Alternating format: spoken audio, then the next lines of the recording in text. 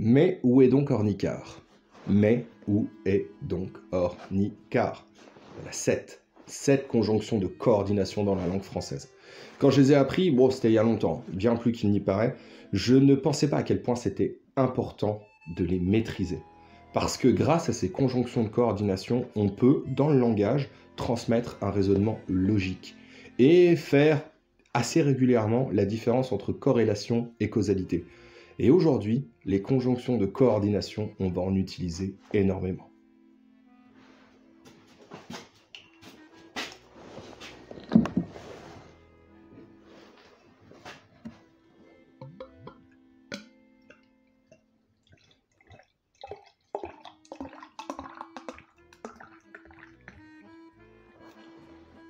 Alors, vous aurez peut-être reconnu le verre de la Pilsner Urquell.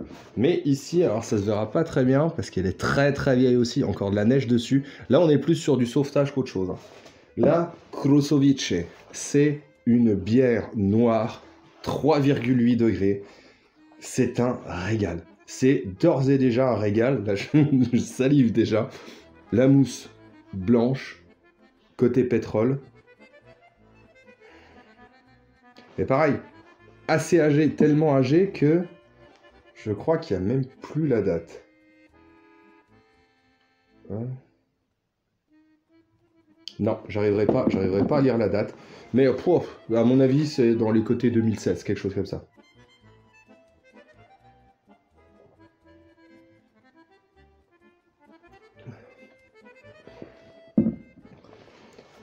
Un peu trop froide.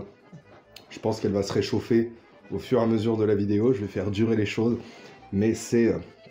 si vous avez l'occasion d'en goûter, jeune ou plus âgé, hein, mais la Krušovice, c'est vraiment quelque chose. Le côté torréfié, 3,8 d'alcool, ils ont réussi à faire quelque chose de tout doux. Cette bière-là, la Pilsner Urquell, on pourrait en parler pendant des heures. Mais vous n'êtes pas venu pour ça. La petite AIMR, alors on l'avait vu dans la réactivité restreinte, aujourd'hui on la voit dans la réactivité générale. Alors je suis pas sûr que ça prenne du 5,45, je vais tester en 7,62. Ouais. Vous me direz ce que vous préférez, donc c'est pas mon pen job, hein. Moi j'ai essayé une fois, on a bien vu ce que ça a donné. La réactivité restreinte, qu'est-ce que c'était? La réactivité restreinte, je l'avais définie comme le délai qui séparait la pression sur la queue de détente et le tir effectif. Et on s'était rendu compte qu'on pouvait utiliser des effets de levier, donc du pré-engagement de piston, et ensuite raccourcir la course de la queue de détente pour pouvoir faire spammer la queue de détente, hein, tout simplement, et avoir une sorte de cadence en semi. Voilà, tout simplement. On avait vraiment la réactivité restreinte, c'est vous prenez une réplique d'origine, vous changez rien dessus, vous mettez juste un titan, vous aurez simulé finalement une bonne réactivité restreinte. Mais où est donc Ornicart?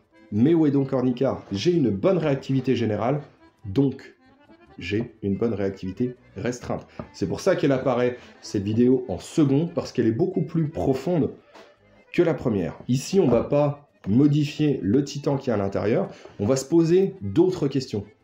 La réactivité générale, qu'est-ce que c'est? C'est la période de votre réplique. On en a parlé rapidement sur la VZ58, ça y est, il l'a récupéré. Ça y est, la VZ58, et on l'a vu succinctement, vraiment très succinctement, quand on a abordé le cas de SOS ma réplique a besoin d'aide, burst non désiré en semi. Pour définir cette réactivité générale, c'est la période de votre réplique. La période, elle est donnée par la fréquence de votre réplique, qui est elle-même donnée par la cadence. Je suis remonté, maintenant je vais redescendre.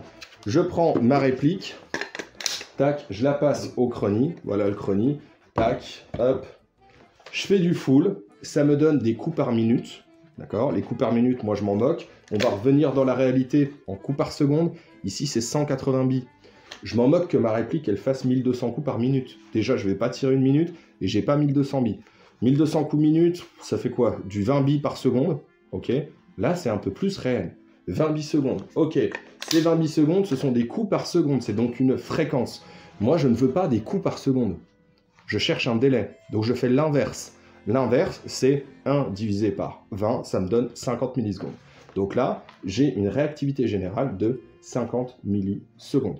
quels sont les paramètres que je peux modifier sur cette réplique, parce que modifier sa réactivité générale, c'est modifier l'ensemble de la réplique. Il faut déjà qu'on parle du contexte. Le contexte, cette réplique, moi je veux la jouer à Pont-Saint-Vincent.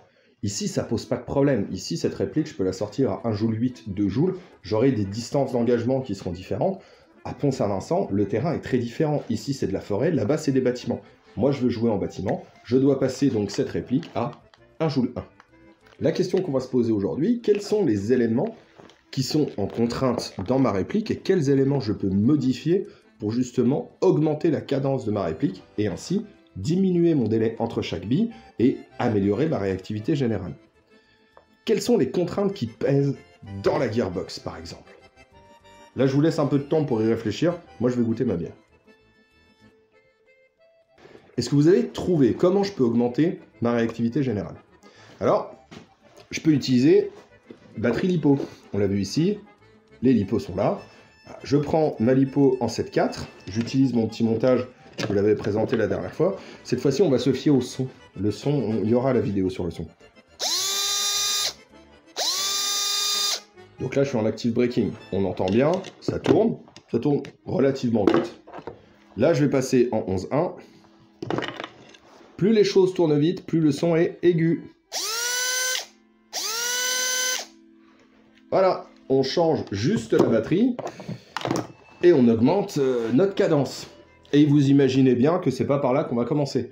On va pas commencer par là parce que je pense que vous êtes, vous et moi, plus subtils. Nous sommes plus subtils que ça. Le tout, c'est pas de brancher une batterie de voiture pour pouvoir avoir une cadence supérieure. C'est plus complexe que ça. Qu'est-ce qu'on peut faire d'autre? On peut choisir un moteur différent. Ok? Mais quand on a vu les moteurs, quand on a vu les ratios d'engrenage, on s'est vite rendu compte que tout ça travaillait de concert avec le ressort. Et là, on commence à approcher. Ce qui me permet d'augmenter ma réactivité générale, d'accord, d'avoir quelque chose de plus performant, d'avoir une meilleure cadence, c'est mon ressort. À l'intérieur, j'ai remis, il y a un changement de ressort rapide, hein. À l'intérieur, j'ai remis le ressort d'origine qui me permettait de sortir à 1 joule 1, quand la réplique était pas modifiée. Généralement, quand on m'envoie une réplique pour faire une modification, je garde le ressort d'origine, je travaille la totalité avec le ressort d'origine, et je démonterai une dernière fois pour mettre le ressort qui tombera dans la bonne plage. Ici, j'étais à 1 joule 1 quand ma réplique était d'origine. Si on maîtrise les autres paramètres, on aura un choix de ressort beaucoup plus vaste. Là, je vais vous faire écouter la cadence que j'ai en lipo 11/1 avec le ressort d'origine.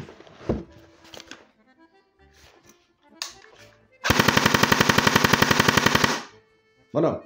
Quand je l'ai passé au chrony, tout à l'heure, je suis à 1 joule 4. J'ai largement modifié ma réplique, moi, maintenant, hein, elle est largement modifiée, mais le ressort à l'origine me donnait 1 joule 1. Et donc, ça me donnait cette cadence. La meilleure méthode pour augmenter la cadence de votre réplique, c'est de choisir le ressort le plus faible. Et comment on choisit le ressort le plus faible? En maîtrisant tous les autres paramètres. Je vais vous faire écouter à quoi ça ressemble avec mon M85. Parce que j'ai besoin d'un M85 pour sortir à 1 joule 1. Dedans, je ne sais pas quelle est la dureté de ce ressort-là. C'est très compliqué en appuyant dessus. Voilà, je sais qu'il est quand même beaucoup plus dur que ce petit M85.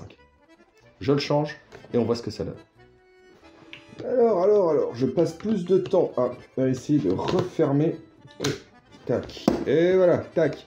Donc là, j'ai mis mon ressort donc mon M85. Donc mon M85 à l'intérieur, en full, ça donne quoi? Là, je suis désolé, c'est sans équivoque. On voit qu'il y a une cadence qui est différente. Voilà. Si la cadence est différente, la fréquence est différente, la période est plus courte. Et plus votre période est courte, meilleure est votre réactivité générale. La question maintenant, qu'on a changé nos différents ressorts, comment j'ai pu faire pour choisir le ressort le plus faible? Et c'est ça qui est extrêmement important. Vous pourrez changer toujours votre moteur, votre alimentation de batterie, votre ratio d'engrenage. Si vous n'avez pas l'opportunité et si vous n'êtes pas mis dans les conditions d'avoir le ressort le plus faible possible. Les répliques bien préparées auront toujours une meilleure réactivité générale, donc une meilleure réactivité restreinte que la vôtre. Les paramètres maintenant qu'il convient de maîtriser, c'est upgrade à 20 €. Upgrade à 20 €, ça date de là, hein. Ça date de la saison 1, je crois. Upgrade à 20 €, qu'est-ce qu'on a fait pour l'upgrade à 20 €? Ça date aussi de là. Upgrade canon court. Parce qu'il y a des notions dans upgrade canon court. D'ailleurs, oui, on y vient. On va, nous ici, s'intéresser à tout ce qu'il y a dans cette petite boîte. Dans cette petite boîte, qu'est-ce qu'il y a? Il y a tout ce qui est intéressant pour maîtriser le choix de votre ressort et obtenir le ressort le plus faible. Qu'est-ce qu'il y a? Il y a déjà des éléments qui sont extérieurs. Il y a les canons, les longueurs de canon. Parce que les longueurs de canon, souvenez-vous, sont en rapport, upgrade canon court, sont en rapport, d'ailleurs justement c'est ça. Dites-moi si ça vous intéresse qu'on fasse des tests avec différents types de cylindres, entre cylindre plein et cylindre percé. Si vous voulez qu'on fasse des expériences, on fera des expériences. J'ai une expérience qui est prévue, parce qu'il fait froid justement, et c'est ça qui était intéressant. J'ai plusieurs expériences qui sont prévues, et je voulais savoir si ça vous intéresse qu'on fasse des expériences avec le Chrony sur des changements de cylindre. Voilà, tout simplement. Si vous avez un canon et un cylindre qui est adapté à votre longueur de canon, vous pouvez gagner jusqu'à 50-60 FPS. Donc, quand vous avez un ressort qui sortait à 1 joule 1, vous mettez un cylindre qui est en rapport. C'est un effet de levier très connu sur les canons courts. Sur les canons plus longs, c'est plus compliqué. Généralement, c'est des cylindres pleins. Donc, du coup, on n'a pas cet effet de levier-là. On peut gagner jusqu'à 50-60 FPS. Donc, je voulais du 1 joule 1. Donc, je voulais 350 FPS à 0,20 grammes. D'accord, j'ai gagné 50 FPS, je suis à 400. Bon, déjà, je ne peux pas jouer. Mais ce que je peux faire, c'est prendre un ressort beaucoup plus faible. Et prenant un ressort beaucoup plus faible, j'ai une meilleure réactivité générale. J'ai diminué la période de ma réplique. Donc, les effets de levier, les choses qu'on doit bien maîtriser, c'est longueur de canon, volume de cylindre. Ça, c'est une première chose. Ici, on est sur un canon court. Hein. Ça, c'est un canon court. Il va d'ici, à peu près, je crois, ici, à là. Donc là, on est... Et le cylindre était plein. Donc, j'ai eu un bel effet de levier. J'ai gagné 40 FPS en modifiant ça. 40 FPS directement. Donc, volume, canon. Ensuite, maîtrisez votre étanchéité. Maîtrisez votre étanchéité de bout en bout. Plus vous êtes étanche, plus vous êtes efficace. Donc, une bonne tête de cylindre, tac, ou un tour de téflon. Bref, vous vous débrouillez, mais je veux que ça se soit étanche. Ensuite, un bon nozzle. Bon, là, ça va faire du Frankenstein. Hein. Là, on a un nozzle de M14, mais nozzle de M14 étanche. Ici, encore du Frankenstein. On va avoir, donc là, c'est un piston pour SVD qui a été retravaillé, on va dire ça comme ça. J'en trouve des fois, j'en trouve. Et donc, avec une bonne tête pour justement avoir quelque chose qui soit étanche. Si vous maîtrisez votre étanchéité, vous pourrez choisir un ressort très faible. Et vous pourrez même tomber dans des petites aberrations où, sur cette réplique-là, c'est un M85, mais j'avais un guide ressort sur roulement, et ce guide ressort sur roulement avait une pré-contrainte, on va dire. Hein. La distance où votre ressort peut se détendre était plus courte, donc il était plus dur. J'ai dû retirer ce roulement pour pouvoir tomber dans les 1 joule 1. Donc, avec un M85 de chez CNC Productions. Ils sont, je pense, assez costauds quand même, les CNC Productions. Si vous maîtrisez votre étanchéité, si vous maîtrisez votre volume canon cylindre, vous pourrez choisir le ressort qui vous plaît, et le ressort qui lui plaît, et le ressort qui vous permet de jouer là où vous voulez. Et en ayant un ressort très faible, vous reprenez la vidéo sur les moteurs, la vidéo sur les ratios d'engrenage, et vous choisissez. Et là, vous avez le choix. Pour améliorer la réactivité générale de votre réplique, la seule chose qu'il vous faut, c'est avoir le choix.